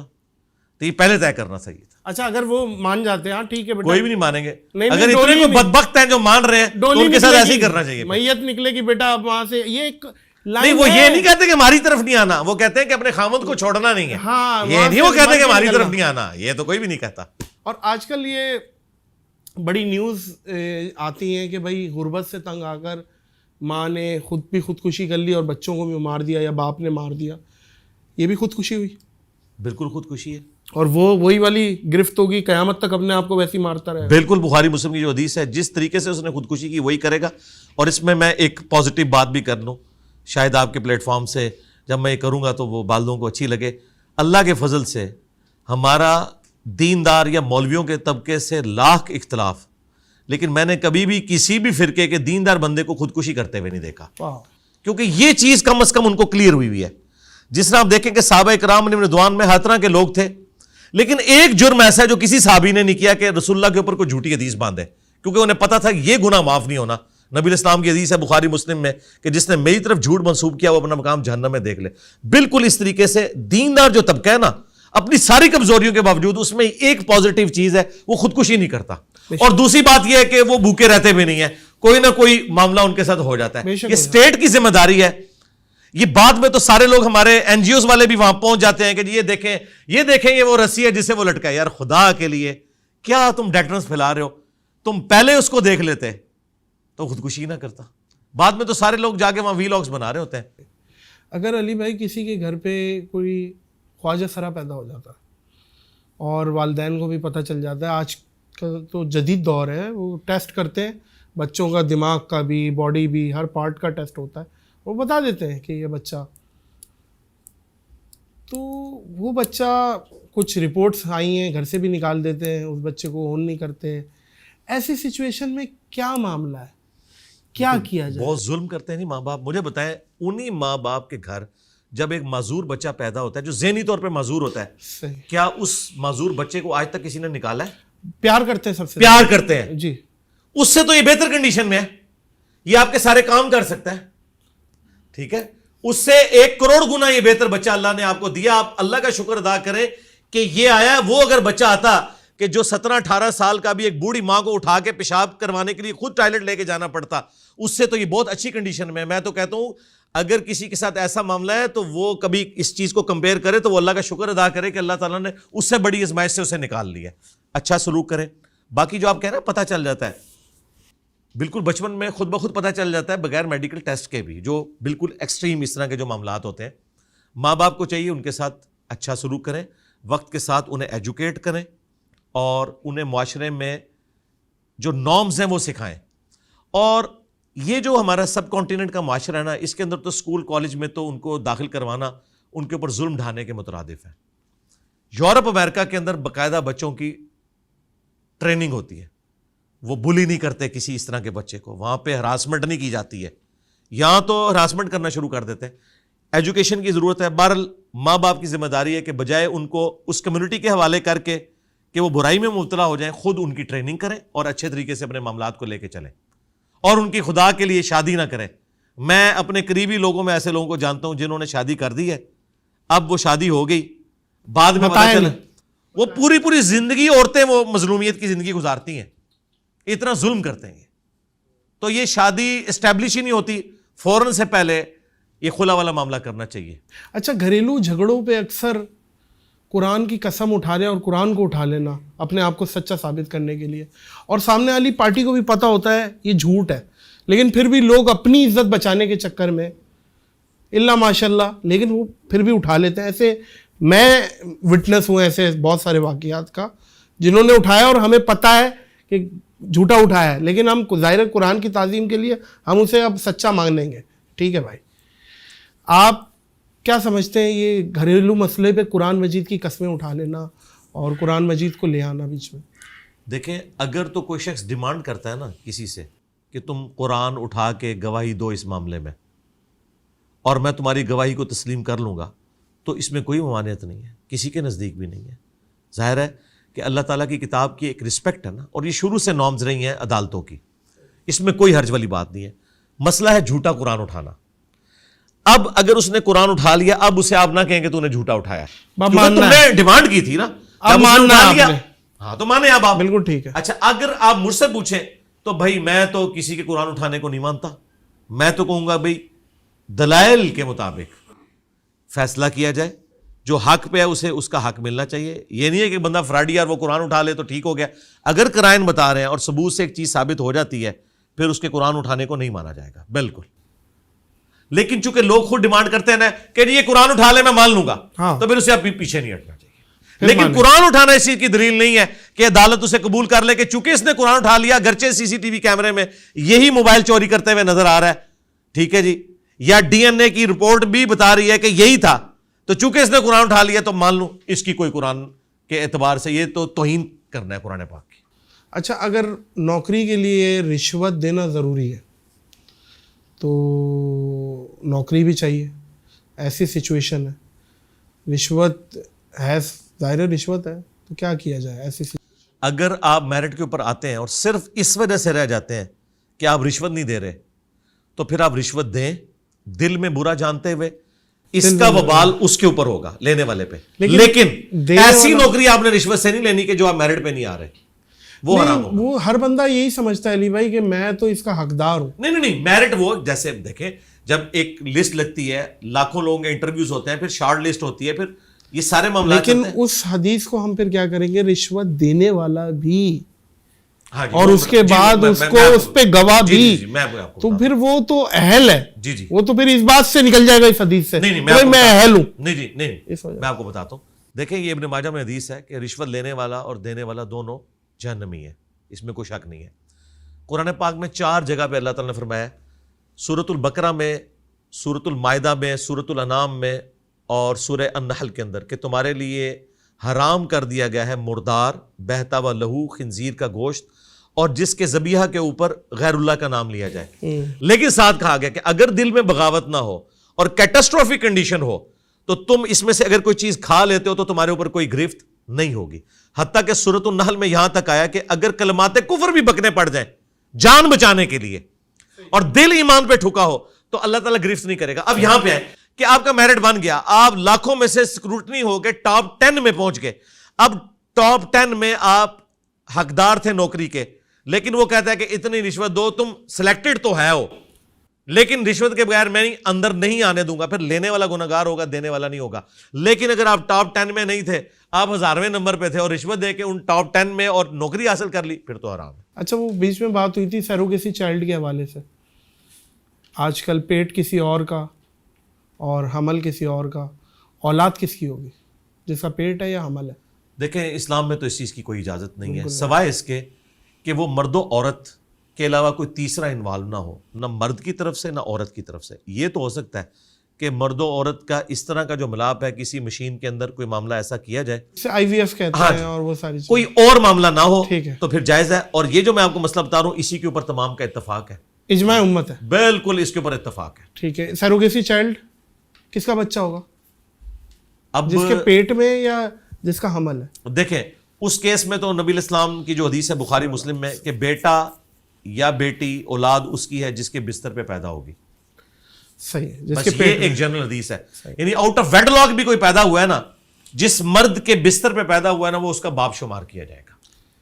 صحیح صحیح بالکل ٹھیک. چاہے DNA سے ثابت ہو جائے کسی اور کا ہے, کیونکہ دنیا کا نظام اس طرح چل نہیں سکتا نا, ظاہر کے اوپر چلنا ہوگا. اچھا علی بھائی, جو لوگ حج عمرہ کرنے جاتے ہیں اور سلپ ہو جاتے ہیں, خرگوش ہو جانا وہاں کی ایک اصطلاح ہے, خرگوش ہو گئے بھائی, چھپ گئے خرگوشوں کی طرح, اور پھر ظاہر ہے وہ کما بھی رہے اور ہزاروں کی تعداد میں ہے وہاں پہ. ظاہر ہے سعودی گورنمنٹ کے لیے بھی ایک ٹارگٹ ہے ان کو ڈھونڈنا نکالنا, بلکہ وہ کبھی کبھی ایک ایسی آفرز نکال دیتی ہے کہ بھائی جتنے بھی خرگوش چھپے ہوئے وہ آ جائیں, ہم معاف کر دیں گے اور پاکستان چلے جائیں, ہم کچھ نہیں کریں گے.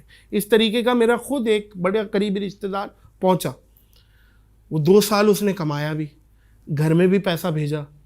اب ایسی سچویشن میں اس کا وہ مال حلال ہے حرام ہے؟ مال کو تو حرام نہیں کہہ سکتے. وجہ اس کی وجہ یہ ہے کہ اگر وہ وہاں پر حلال طریقے سے کما رہا ہے تو اس کو حرام کہنے کا ہمارے پاس کوئی دلیل قرآن و سنت سے موجود نہیں ہے. البتہ آپ صرف اس ایکٹیویٹی کے اوپر بات کر سکتے ہیں جو وہ چھپ گیا. اس کو آپ مثال سے سمجھیں, ایک بندے نے چھری چوری کی, ہاں جی, لیکن اس نے مرغی بسم اللہ اللہ اکبر کہہ کے ذبح کی اس چھری سے, اس مرغی کو آپ حرام نہیں کہہ سکتے بھائی. واہ واہ واہ. ہاں اس نے وہ مرغی سنت کے مطابق ذبح کی, ہاں وہ چھری چوری کرنا ایک جز تھا, اس جرم کو جرم کہا جائے.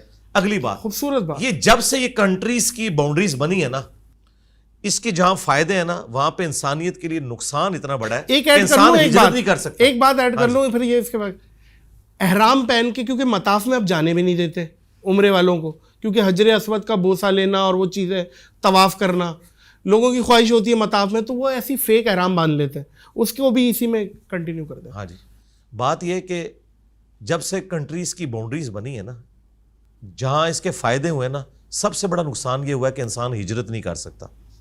اتنی ریسٹرکشنز لگا دی ہوئی ہیں دوسرے ملکوں نے کہ ایک شخص اگر کہیں رزق کمانے کے لیے جانا چاہتا ہے وہ اسے روک دیتے ہیں. پہلے ایسا نہیں ہوا کرتا تھا, لوگ ہجرت کیا کرتے تھے, پوری فیملیز پورے قبائل ٹریول کرتے تھے.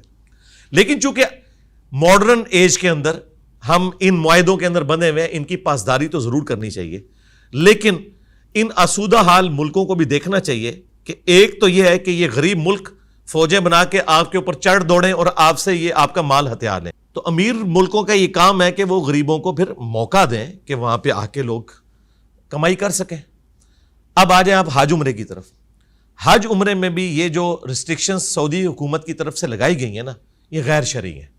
اسلام میں آپ کسی کو مکہ مدینے آنے سے روک نہیں سکتے جس کے پاس لا الہ الا اللہ محمد رسول اللہ کا پاسپورٹ موجود ہے. سبحان اللہ, بالکل نہیں روک سکتے.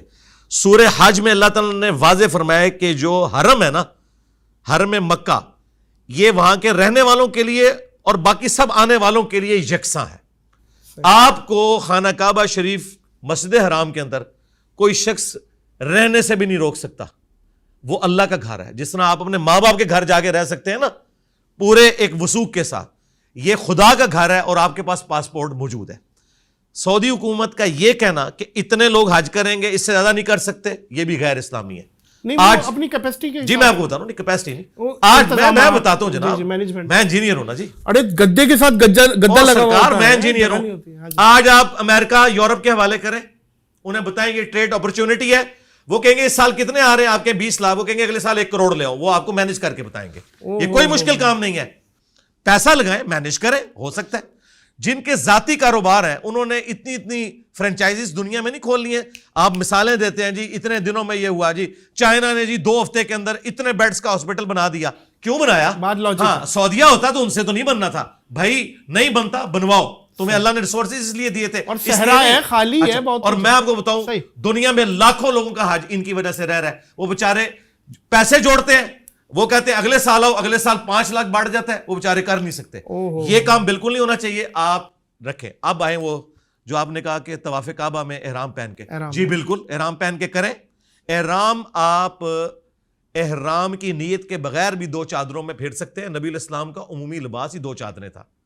یہ صرف احرام کی حالت میں نہیں. نبی علیہ السلام نے جامعہ ترمذی ابو داؤد میں موجود ہے، نبی علیہ السلام اس حال میں برآمد ہوئے کہ آپ نے گرین کلر کی تہمت اور گرین کلر کی اوپر چادر اوڑھی ہوئی تھی. اس طریقے سے بخاری مسلم میں آپ کو وائٹ کلر کی بھی ملے گی. یہ نبی علیہ السلام کا عمومی لباس تھا، کرتا یا چادر اور نیچے تہمت. لہٰذا یہ جو احرام ہے نا، احرام اس وقت اپلائی ہوگا جب آپ نیت کریں گے عمرے کی، پھر اس کی پابندیاں ہوں گی. ورنہ عام حالت میں اگر آپ احرام کے ساتھ چلے گئے اندر اس لیے کہ وہ طواف کعبہ وہاں کرنے دیں گے، یہ آپ کا رائٹ ہے. یہ سعودی حکومت کا یہ کام نہیں ہے کہ لوگوں کو یہ مجبور کرے کہ بھئی تم نے دوسری بلڈنگ کے اوپر جانا ہے، فلاں تیسری بلڈنگ کے اوپر جانا ہے. یہ ریسٹرکشن اسلام میں بالکل نہیں ہے. آپ کیپیسٹی بڑھائیں. اچھا، ایک کوئی قریبی دوست یا بندہ کنڈے کی بجلی استعمال کرا ہوا اور ہمیں پتہ ہے، اس نے بھی بتایا ہوا ہے بھائی بجلی کا بل بہت آ رہا ہے اس لیے کنڈا ڈالا ہوا ہے، اور اس کے اے سی میں آپ بیٹھے ہوئے ہیں، اس کے پنکھے میں آپ بیٹھے ہوئے ہیں، مستفید آپ بھی ہو رہے ہیں. تو یہ کس زمرے میں آئے گا آپ کے حساب سے؟ کیونکہ وہ چوری کر رہا ہے اور آپ کو پتہ ہے یہ چوری ہے اور اس کی ٹھنڈک لے رہے ہیں آپ. دیکھیں، کسی ایک خاص موقع کے اوپر تو اس کے اوپر کوئی شرعی فتویٰ نہیں لگے گا، لیکن اگر آپ کو یہ سب کچھ پتہ ہے اور اس کے باوجود آپ مزہ لینے وہاں گئے ہیں، پھر تو حرام ہے. لیکن اگر آپ صلہ رحمی کے لیے گئے کہ مثلا آپ کا کام تھا، وہ آپ کی بہن کا گھر ہے، آپ اپنے بہنوئی کو ملنے گئے ہیں، اب آپ اس کو یہ نہیں کہہ سکتے کہ تو چرس کا کاروبار کرتا ہے، تو بینک کے اندر جاب کرتا ہے، تو نے تو کنڈا لگایا ہوا ہے. یہ معاملہ وہ اللہ تعالیٰ کو خود جواب دے ہے، اس کا وبال اس کے اوپر ہوگا. لیکن اگر آپ وہاں چسکے کے لیے بیٹھتے ہیں کہ میں بھی ٹھنڈک لے کے یہاں بیٹھوں، 5 منٹ کے لیے آیا تھا، جی 5 منٹ کے لیے آیا تھا، لیکن میں 5 دن رہوں گا، چلو میں اپنی گرمیاں گزاروں، پھر تو بالکل حرام ہے. اور اس کو سپورٹیو حدیث ہے صحیح مسلم میں، گناہ وہ جو تیرے دل میں کھٹکے اور تو اس بات سے آر محسوس کرے کہ لوگ اس پر مطلع ہو جائیں گے. واہ، یہ گناہ کی ڈیفینیشن ہے. واہ واہ. یہ اور یہ فارمولا چورس سیٹیں یہ سب پہ لگ رہی ہے، جی سب صرف چوری کے بجلی پہ نہیں لگ رہی، چوری کی گاڑی پہ، جی کوئی فراڈ کے مال پہ، بالکل کوئی زمین ہتھیالی ہے، یہ ساری چیزوں قرآن میں واضح ہے وَتَعَاوَنُوا عَلَى الْبِرِّ وَالتَّقْوَى وَلَا تَعَاوَنُوا عَلَى الْإِثْمِ وَالْعُدْوَانِ. نیکی اور پرہیزگاری کے کاموں میں ایک دوسرے کی مدد کرو، برائی میں نہیں کرنی. عورتوں کا کار چلانا، بائک چلانا، آج کل رکشے بھی چلا رہی ہیں کمرشل، ہم نے دیکھا ہے پیچھے سواریاں بیٹھی، غیر محرم سارے بیٹھے ہوئے ہیں. اب وہ دیکھ بھی رہے ہیں، ظاہر ہے ہر بندے کا اپنا ایک کردار ہے، تو وہ لیکن بیچاری وہ مجبوراً چلا رہی ہے. ظاہر ہے عورت باہر نکلتی ہے، عورت، میرا ایک ذاتی ایک چیز ہے جو میں سمجھتا ہوں، عورت غیرت میں مرد سے زیادہ ہوتی ہے، لیکن وہ جب نکلتی ہے اس کی کوئی بہت زیادہ مجبوری ہے تب نکلی ہے بھائی وہ. تو ایسی سچویشن میں عورت کیا کرے؟ مطلب بائک، گاڑی اور چیزیں چلانا، کیونکہ بائک پہ بھی تھوڑا سا کھلا بیٹھنا پڑتا ہے، تھوڑا مردوں کی طرح، یہ بھی بائک کے پیچھے لگ جاتی ہیں اس طرح کی بدتر. دیکھیں، پہلی تو بات میں آپ کی سیکنڈ کروں گا کہ عورت مرد سے غیرت میں زیادہ نہیں، بہت زیادہ ہوتی ہے، کوئی کمپیریزن ہی نہیں ہے. اللہ تعالیٰ نے اس کی نیچر میں رکھا ہے، اس کا نام ہی عورت ہے، پردے کی چیز. اللہ نہ کرے کہ ایسا کسی عورت کے اوپر مشکل وقت آئے کہ وہ رزق کمانے کے لیے باہر نکلے.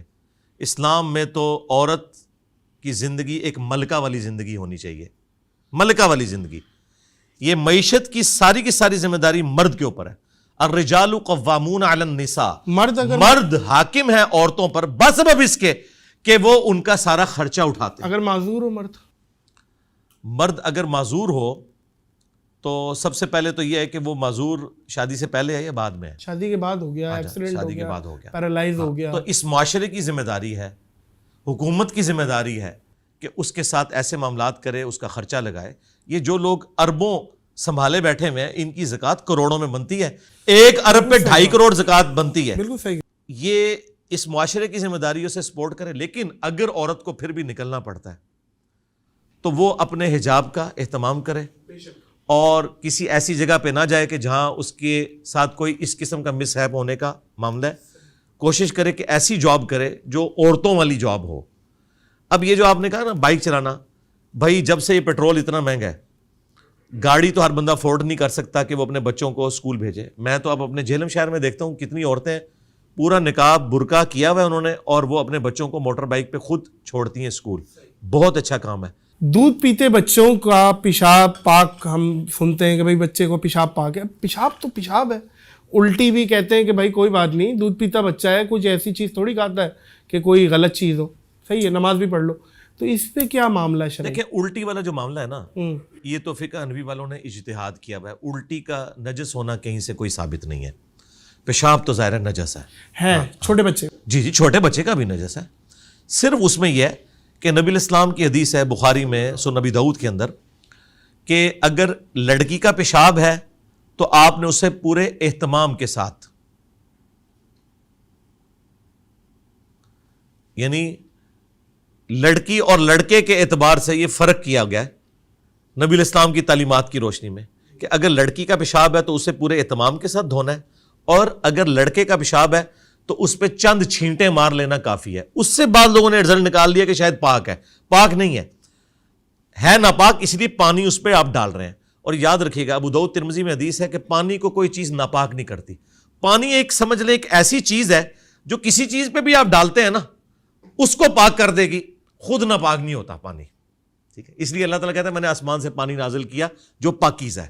علی بھائی کچھ لوگوں کو عادت ہوتی ہے الٹا سونے کی, وہ سوتے ہی ان کو نیند ہی الٹا آتی ہے, اور کچھ الگ الگ طریقے ہیں. کچھ یوں ہو کے سکڑ کے سوتے ہیں, کچھ لوگوں کو عادت ہوتی ہے. جیسے ایک سلمان خان ہے انڈیا میں, وہ بولتا ہے بھائی مجھے بیٹھ کے سونے کی عادت ہے, مجھے بیڈ سے زیادہ کمفرٹیبل, میں کسی اچھے صوفے پہ بیٹھ کے ٹیک لگا کے سو جاتا ہوں, اس میں مجھے زیادہ آسانی ہے. تو یہ اس طریقے سے سونا کیسا؟ اور کچھ لوگ کہتے ہیں غلط خواب آئیں گے اس اینگل پہ سو گے, گردن میں وہ جو اٹھنے کی کوشش کرتا ہے بندہ اٹھ نہیں پاتا, اس کو پتہ نہیں کیا کہتے ہیں انگریزی میں, یہ ساری چیزیں. تو اس کو ذرا کنکلوڈ کریں. دیکھیں صرف ایک طریقہ ہے سونے کا جس کی ممانعت ہے, وہ کیا؟ وہ ابو داؤد اور سنن ابن ماجہ میں حدیث ہے کہ ایک صحابی کہتے ہیں کہ میں پیٹ کے بل لیٹا ہوا تھا, ایک شخص میرے پاس آیا, اس نے میرے پاؤں پہ اپنے پاؤں سے ٹھوکر ماری اور کہا اٹھ, یہ جہنمیوں کا طریقہ ہے. وہ کہتے ہیں میں نے ایسے اٹھ کے دیکھا تو وہ اللہ کے محبوب صلی اللہ علیہ وآلہ وسلم تھے, کیونکہ جہنمیوں کو بھی جہنم میں الٹے پیٹ لٹا کے ان کی پھینٹی لگائی جائے گی. بولے اعوذ باللہ تعالی. الٹے پیٹ سے مراد جو یوں, اللہم اجرنا من النار, الٹے پیٹ وہ یوں پیٹ کے بل. اچھا پیٹ کے بل لیٹنا منع ہے, صحیح ہے. بس اس کو چھوڑ کے ہر طرح آپ لیٹ سکتے ہیں, آپ کی مرضی ہے. دائیں کروٹ لیٹیں, بائیں کروٹ لیٹیں. ہاں سنت ہے دائیں کروٹ لیٹنا, لیکن بائیں کروٹ بھی آپ لیٹ سکتے ہیں. ممانعت کوئی نہیں, ممانعت جس چیز کی ہے وہ پیٹ کے بل لیٹنے کی ہے. باقی یہ جو آپ بات کر رہے ہیں نا, اب میں آپ کو بتاؤں, میں گاؤں تکیہ لے کے سوتا ہوں, مجھے یہ عام تکیے کے اوپر نیند ہی نہیں آتی جب تک کہ میرا سر اتنا نہ ہو جائے کہ یہ جو جتنا فاصلہ ہے یہ کور نہ کرے, اس سے تھوڑا سا زیادہ ہو, یہ ایسے مجھے نیند ہی نہیں آتی. تو یہ ہر بندے کا ڈیفرنٹ ہے. پیٹ کے بل لیٹنا منع ہے. اور ابو داؤد میں ایک اور حدیث ہے, کوئی بھی شخص کسی ایسی چھت کے اوپر نہ سوئے جس کے باہر منڈیر نہیں ہے, کیونکہ نیند میں سونے کی بعض لوگوں کو عادت ہوتی ہے. تو نبی علیہ السلام فرمایا ایسے شخص سے اللہ کا ذمہ اٹھ گیا, یعنی اگر آپ وہ نیند میں چلا اور چھت سے نیچے گر گیا تو وہ خود حرام موت مرا ہے, کیونکہ اللہ تعالیٰ نے اس کی ممانعت کی ہوئی ہے. اس کو پتہ ہی نہیں ہے. نہیں پتہ نہیں ہے میرے بھائی, اس نے پتہ ہونا چاہیے اسے کہ نبی علیہ السلام نے منع فرمایا ایسی چھت پہ سونے سے, صحیح پہلے ہی منع کر دیا. صحیح ہے, صحیح ہے. ہاں تو کیوں چڑھا ہے اوپر, وہ بالکل ٹھیک, نہیں سو سکتا وہاں پہ. یہ عادت ہوتی ہے, یہ عادت ہوتی ہے لوگوں. بالکل صحیح ہے کہ نبی علیہ السلام نے فرمایا 3 لوگوں سے اللہ تعالیٰ نے قلم اٹھا لیا ہے. ایک شخص جو سویا ہوا ہے, مجنون ہے, اور جو نابالغ ہے. لیکن یہ جو کیس ہے نا کہ آپ ایسی چھت پہ سو رہے ہیں, یہ تو آپ کے اختیار میں ہے نا. اختیار میں. نبی علیہ السلام فرمایا کہ جس نے بغیر 4 دیواری والی چھت کے اوپر سویا, اللہ کا ذمہ اٹھ گیا اس سے. صحیح ہے, صحیح ہے. گونگے اور بہرے شخص کے بارے میں وہ کیا رہا ہے؟ اگر وہ اشاروں میں گالیاں دیں, ان کی بھی کچھ اشارے ہیں, آئیڈینٹیفائی میں ریپیٹ نہیں کر سکتا, وہ ہیں, مجھے پتا ہے, چھوڑے. تو وہ باقاعدہ گالی ہے. ہمیں تو ہمارے پڑوس میں ایک بیچارہ ایک گونگا رہتا تھا, تو ہم بچپن میں چھڑتے تھے, اور وہ اس کا دوست بھی ہم دیکھتے تھے آ کے نا آپس میں وہ یوں کر کے اس سے کمیونیکیٹ کرتا تھا, اور میں کھڑکی میں کھڑا ہوا دیکھ رہا ہوں آدھا ایک گھنٹہ وہ باتیں کر رہا ہے, پتہ نہیں کیا کر رہا ہے. اللہ نے ایک حرص دی ہوئی ہے انہیں اشاروں میں, پتہ نہیں کیا سلیپ اسٹک. اور میں یہ سمجھتا ہوں سب سے بڑی زبان ہی اشارے کی ہے, کیونکہ ہم بہت سے ممالک جاتے ہیں تو انگلش یا ان کی لینگویج میں پھنستے ہیں, اٹلی وٹلی میں, تو ہم وہاں اشارے میں بات کرتے ہیں تو وہ سمجھتے, ظاہر ہے اشارے کی زبان. تو اس طرح اگر گالی دینا تو کیا اس کا بھی وہی معاملہ؟ ظاہر ہے 100%. ان کو تو پتا ہے وہ کیا کر رہے ہیں. ہاں.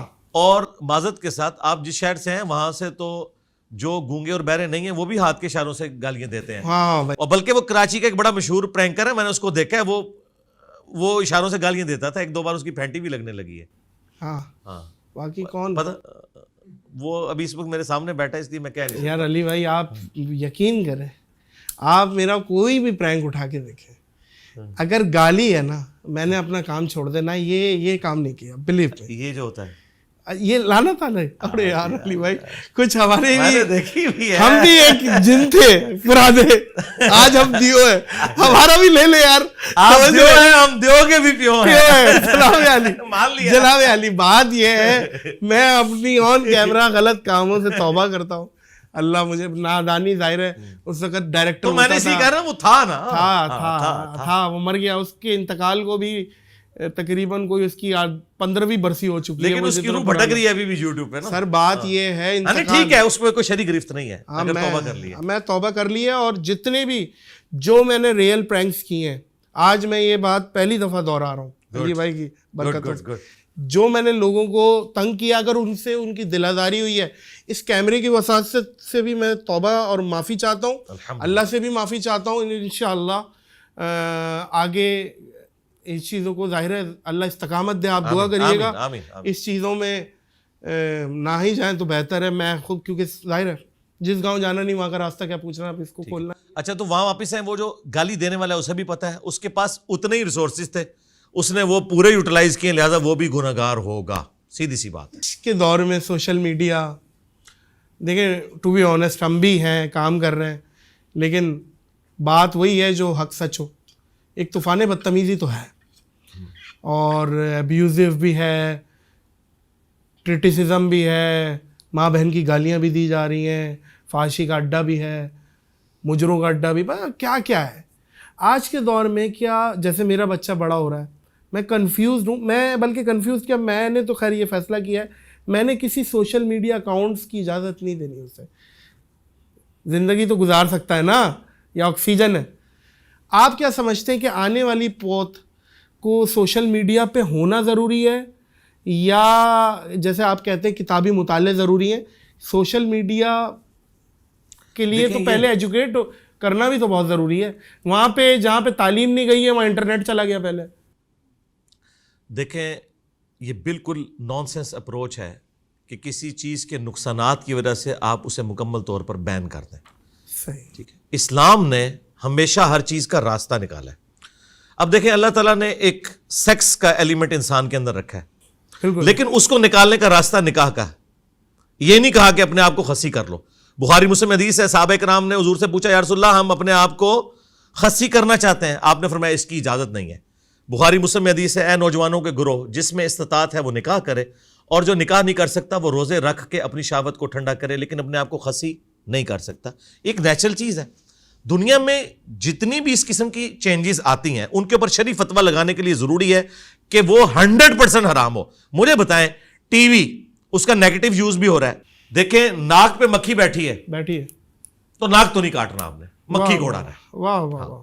سوشل میڈیا اگر آپ سمجھتے ہیں اس میں کوئی گندگی ہے, ایک مثال میں بھی دے دوں. ہاں جی, اناڑی ڈرائیور نے مرسیڈیز ٹھوک دی تو ڈرائیور کی غلطی ہے, یہ بات تو ہے, لیکن بڑھتی جا رہی ہے, بہت زیادہ خرافات ہیں. سلطنت عثمانیہ کی تباہی کی سب سے بڑی وجہ یہ تھی کہ وہ جو جدید دور کے تقاضے تھے نا ان کا وہ خیال نہیں رکھ سکے. وہ اسی چکر میں پڑے رہے کہ یہ توپ کے گولے کے اندر سور کی چربی ڈلتی ہے, بس پتہ نہیں اس گولے کو انہوں نے نیچے رکھ کے نماز پڑھنی تھی, تو بس دیکھ لیں پھر آج تک ہم ذلت کاٹ رہے ہیں. تو اس طرح کی جو چیزیں ان کو دیکھنا چاہیے کہ میرے بھائی ہم یہ جو اتنا بڑا فتویٰ لگاتے ہیں کہ اس سے یہ کرنے دوں گا اور آپ کے کرنے سے رکنا کوئی نہیں. Forbidden fruits are always sweet, یہ انگریزی کا محاورہ ہے, منع کیے گئے فروٹ ہمیشہ میٹھے ہوتے ہیں. آپ نے ایجوکیٹ کرنا ہے کہ بھائی یہ غلط ہے یہ صحیح ہے, آپ نے یہ کرنا ہے اس سے بچنا ہے. ادروائز اگر آپ کیٹاگوریکل کر دیں گے نا تو آپ اپنے بچوں کو سائیکو کر لیں گے, وہ اس معاشرے میں چل ہی نہیں سکتے. جس طرح آج ہم کہتے ہیں تعلیم کے بغیر اس معاشرے کے اندر آپ ایک پڑھ لکھے طبقے کے اندر اپنی بات نہیں پہنچا سکتے. یہ تو آپ کی بیسک کیسے فلٹر کریں کہ وہ بچہ غلط چیز نہ دے. جی جس طرح آپ خود ہوئے ہیں فلٹر, آپ تو اب ایوالو ہو چکے ہیں نا, تو آپ خود سمجھ سکتے ہیں کہ میں نے اس کو کس طریقے سے کرنا ہے. یہ جو آپ بند کرنے والی بات کر رہے ہیں نا, میں نہیں کہہ رہا, میں اس کا حل اس کا یہی ہے نا کہ وقت کے ساتھ ساتھ انسان لرن کرتا ہے. میں کہہ رہا ہوں حل کیا, آنے والی پوت کیا انہیں بھی یوٹیوب کا اکاؤنٹ ایجوکیٹ کرنا ضروری ہے؟ جس طرح عامر خان نے یہ ایجوکیٹ کیا چھوٹے بچوں کو تارے زمین پر، جی اس نے ایجوکیٹ کیا، اس طرح ہمیں بھی ایجوکیٹ کرنا چاہیے. یہ آپ نے ایجوکیٹ کرنا ہے. آپ نے یہ نہیں کہنا کہ میں نے اپنے بچوں کو اب مدرسے نہیں بھیجنا، میں نے اپنے بچوں کو قرآن پڑھنے کے لیے نہیں بھیجنا. اچھا علی بھائی، جاتے جاتے کوئی ایک ایسا یادگار میسج جو کہ 100 سال 200 سال بعد بھی کوئی دیکھے، شاید کہ یقیناً آپ بھی نہیں ہوں گے، ہم بھی نہیں ہوں گے، کوئی ایسا میسج دینا چاہیں گے جو ویڈیو فارم میں یاد رہ جائے آپ کا؟ اور بولیں آپ کچھ. بولوں؟ سن لیں گے، کیمرہ بھی سن لے گا. دیکھیں ہمارا تو ایک ہی میسج ہے. قرآن میں ہمیں حکم تھا ایتونی بکتاب من قبل ھذا او اثارۃ من علم ان کنتم صادقین.